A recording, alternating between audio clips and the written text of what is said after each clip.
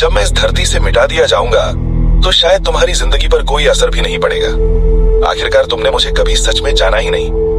हो सकता है मेरी एक झलक कुछ सेकंड के लिए तुम्हारे मोबाइल स्क्रीन पर आ जाए, लेकिन वे कुछ पल इतने नहीं होते कि तुम देख सको कि मैं दिन रात जंगल की रखवाली कैसे करता हूँ। मैं एक चीनी पेंगुलिन हूँ। मैं हर साल लगभग 7 करोड़ चींटियां खा जाता हूँ और चुपचाप सैकड़ों एकड़ जमीन को नष्ट होने से बचाता हूँ। मिट्टी खोदने की वजह से मेरी मौजूदगी से जमीन की उर्वरता भी बढ़ती है।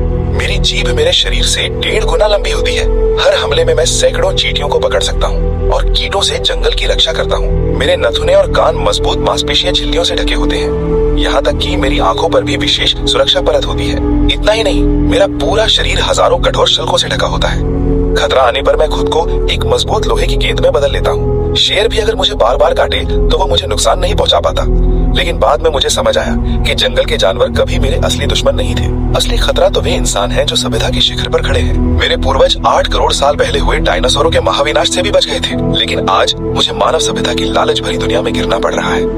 कब ऐसा हुआ कि मैं जंगल का सम्मानित रक्षक था और आज धरती पर सबसे ज्यादा बेचा जाने वाला जानवर बन गया? हमने कभी इंसानों की दुनिया में घुसने की कोशिश नहीं की, फिर भी हर साल मेरे 1 लाख साथी खून के सौदों का शिकार बन जाते हैं। जब इंसानों को हमारी अहमियत समझ आई तो उन्होंने मुझे देश का सबसे संरक्षित जानवर घोषित कर दिया।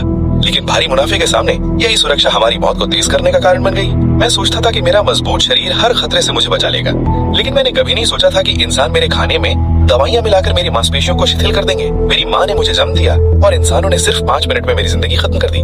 वे कहते हैं कि मेरे शल्कों से चीनी दवाइयाँ बनती हैं और उनकी कीमत हजारों डॉलर होती है, जबकि सच्चाई ये है कि मेरे शल्कों के तत्व इंसानी नाखूनों से अलग नहीं है। फिर भी वे मुझे मेज पर रखते हैं और शरीर को ताकत देने के बहाने मेरे शल्क खाने का फैसला करते हैं। मैं जानता हूँ ये बस एक झूठ है जो अपनी लालसा को सही ठहराने के लिए गढ़ा गया है। शायद इंसानी इच्छाओं की लंबी नदी में मेरा अस्तित्व बहुत छोटा है, लेकिन मैं नहीं चाहता कि एक दिन जब जंगल में कीड़े बढ़ जाएं और जमीन बंजर हो जाए तब तुम्हें याद आए कि कभी एक जानवर था जो इस नीले ग्रह की खामोशी से रक्षा करता था। मेरी जिंदगी इतनी मजबूत थी कि करोड़ों साल पहले आई प्राकृतिक आपदाओं से भी बच गई, लेकिन आज ये इंसानों के हाथों खत्म हो सकती है। मुझे उम्मीद है कि मेरी कहानी ज्यादा से ज्यादा लोगों तक पहुंचे।